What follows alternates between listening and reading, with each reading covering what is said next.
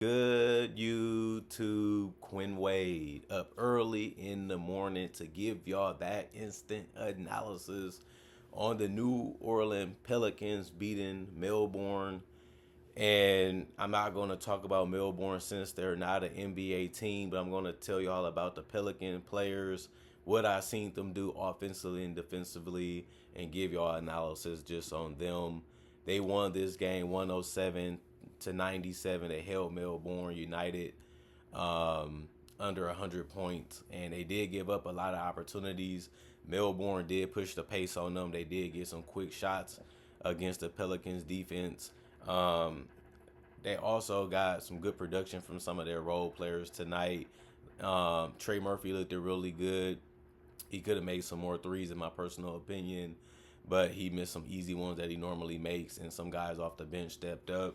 The Pelicans in them was very competitive in that third quarter, but the Pelicans was able to pull out the game with the win because they started off with a 35-24 lead in the first quarter, and then they went 27-27 in the second quarter. Melbourne did win that third quarter 28-23, but in the fourth quarter the Pelicans was able to win it 22-18.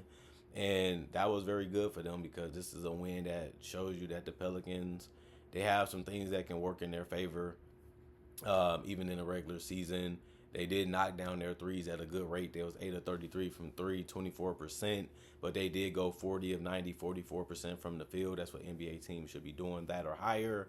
And they was 19 of 24 from the free throw line, which is 79%.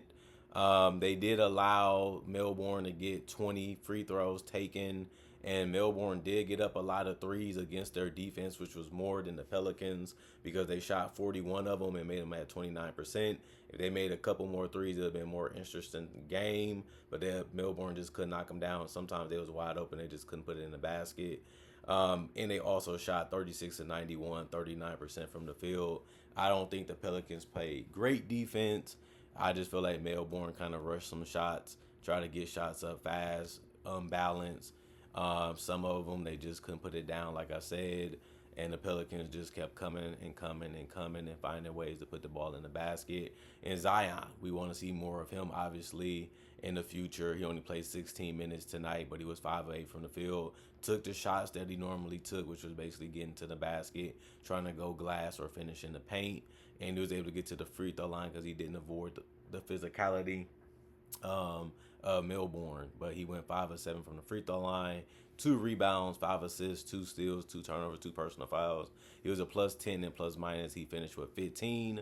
Kevon Looney, one of their newest additions to the roster, 18 minutes for him, 1 or 2 from the field, or 1 from 3, 1 or 2 from the free throw line.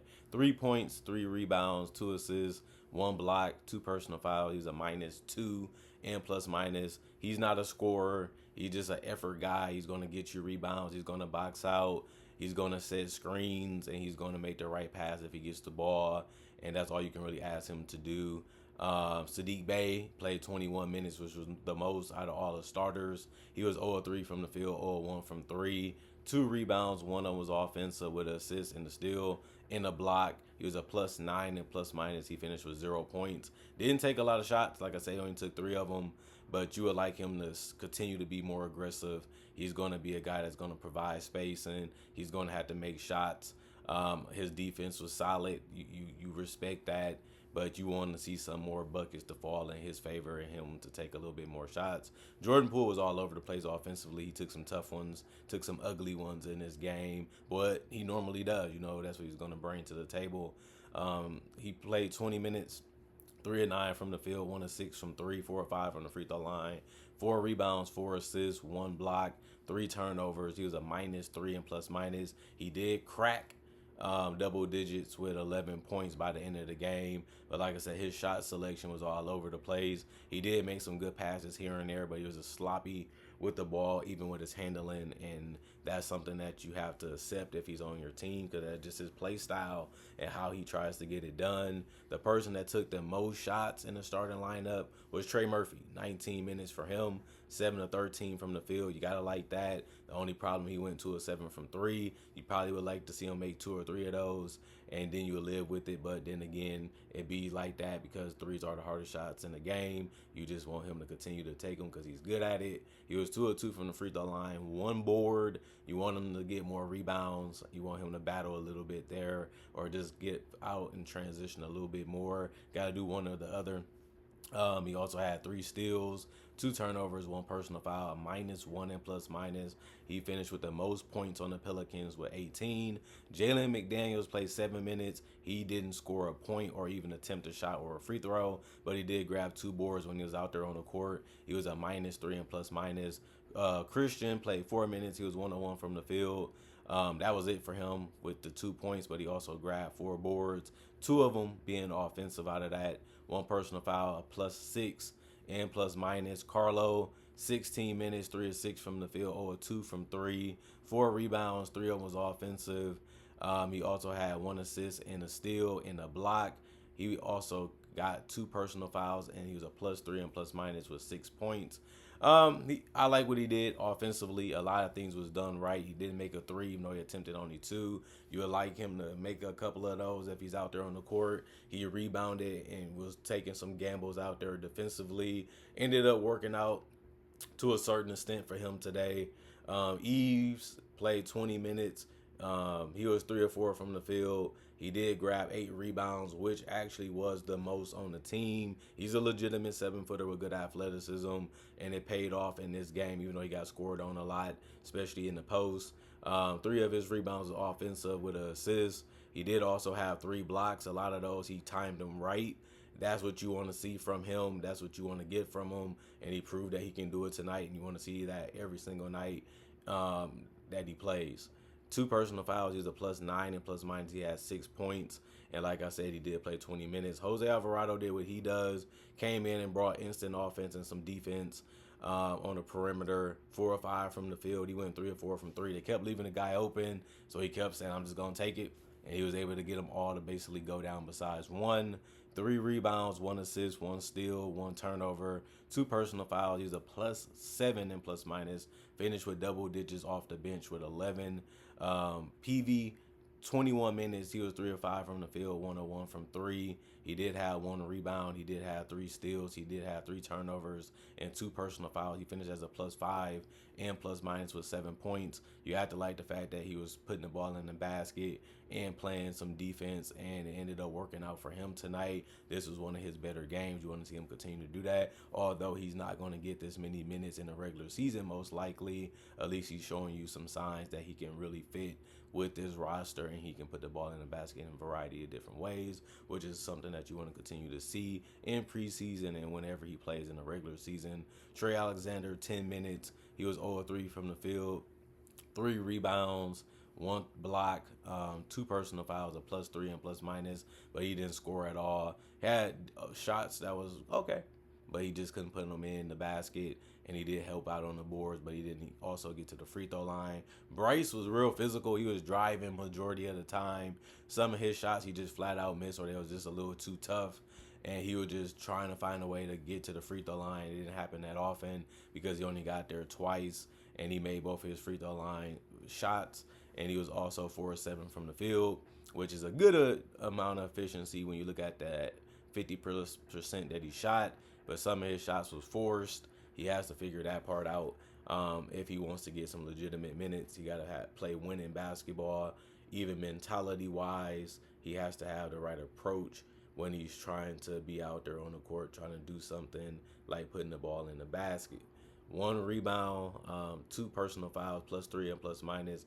He ended up having 10 points, which was good to see. And then Jordan Hawkins had a similar thing, but the difference was he got to the free throw line and went 4 or 4. But he was 1 of 4 from 3. His shots wasn't that bad. He just really couldn't finish in that paint that well either to me. Some of his shots was just forced too, but he finished 3 of 9 from the field. He did get 5 boards, which was great to see because 3 of those was offensive, and he did grab 5 total, which was good because he's a guard, not a forward or a center. 2 assists for him, +8 and plus minus. He did tie with Jose for the most points off the bench with 11. Jeremiah Fears, the rookie, really had a rough off night tonight. Morning, I should say. 22 minutes, 3 of 15. He took the most shots on the team tonight and really was not able to make anything. He also went 0 of 6 from 3, even if they was open. He was 1 of 2 from the free throw line. He did get 3 rebounds. He did have 3 assists, 5 turnovers, which is way too much. He couldn't make a shot, and he couldn't hold on to the ball, and he couldn't make the right decisions either. He did also have 4 personal fouls, so he couldn't stay in front of people. He couldn't defend without being disciplined. Those are usually what rookies do. They miss a lot of shots, they play bad defense, and they make bad decisions. He did all of the above tonight, or this morning, and it was just ugly to watch. But this isn't going to be the only game that he's going to have that's going to be like this.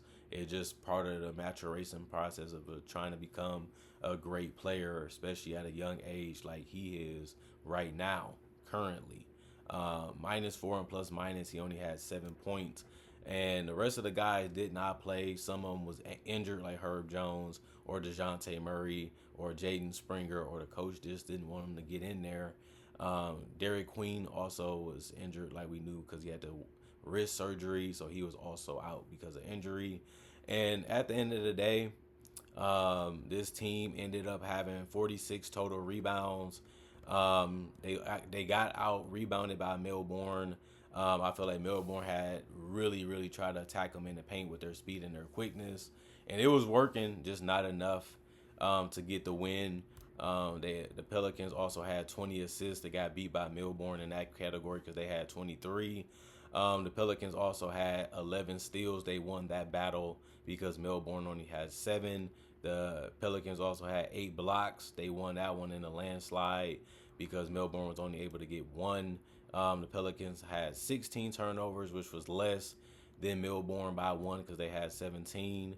And then they committed 22 personal fouls, which was more than Melbourne because Melbourne ended up finishing with 18. So we've seen a lot of things from the Pelicans today that we knew that we would see. A lot of guys playing multiple positions, a lot of things happening offensively where you didn't like how the position looked, you didn't like how it was going, and some guys just making shots. And you just didn't know how it was going to come. You just knew that it was going to be there. Zion looked dominant. If he would have played more minutes, if he had the ball in his hands more, he definitely would have been able to get 30 plus, which is a no-brainer for him because he's just that good of a player and it's just that easy for him. You just like to see him confident. You just like to see him happy. And you just like the fact that he was able to stay healthy after taking some contact and not being scared to do that. Other than that, the role players, they fit in. Like I said, their shot selection is going to have to improve if they're going to win against NBA teams. Their defense is going to have to be significantly better. Their boxing out got to be better. And then just trying to defend without fouling. That's going to be something they're going to have to work on too if they want to be a team that wins 30 plus games and have a chance to be able to get in the play-in, which I just don't see happening because of a game like this, showing you that this might just be what the Pelicans are. And if that's it, they're going to be a low-win team this year. It's just that simple. But they do have talent. They do have youth. And like I said, Jeremiah Fears, man, this was just a brutal game to watch. Just flat out struggled the entire game. Didn't really know what he was doing out there. Didn't really know any moves that he should be trying to do and he could get away with. He has to start off with the basics. Just try to dribble with both hands. Just try to find a way to blow by your defender. Keep your head up as much as you can. Figure out, do you want to pass or score before you make a move? Just simple things just to get them ready against any type of defense is what Willie Green and those guys are going to have to instill in them, because if he plays this bad, they're not going to win a lot of games either, because he shouldn't even have got the touches that he got. I know you want to bring him along slowly. I know you want to develop him, and that's what preseason is for. But man, that was hard to watch as an analyst. Like, this dude had no clue what he was trying to do, even when it came to just attacking the defense like it was normal. He couldn't even do that. But we knew that based off high school and college, that he was going to be a project if he gets to the league.